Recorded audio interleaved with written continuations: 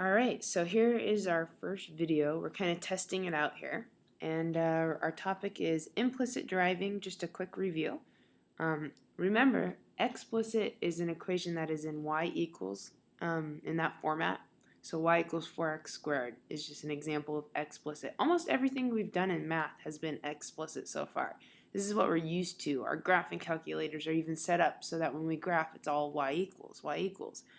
But implicit happens all the time. It's when x and y are intermixed. And yeah, you could rearrange this so it did look like an explicit function, but sometimes that can be really hard to do. It depends on the example. And we want to be able to derive both of these with respect to x.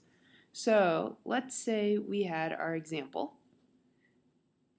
And our example is 4x squared plus 2y to the third equals 12.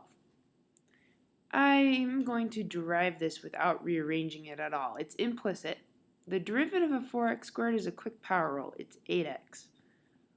Plus 2y cubed, you can power rule that also. 2 times 3 is 6y squared. But when we derive y, we're deriving everything with respect to x. So we have to add on this little dy dx. And it equals 12, but the derivative of 12 is just 0.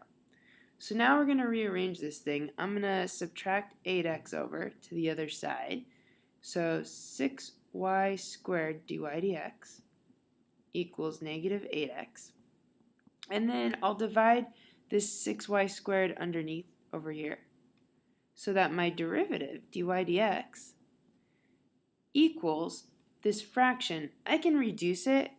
I can simplify the 8 over 6. So divided top and bottom by 2, it's negative 4x over 3y squared.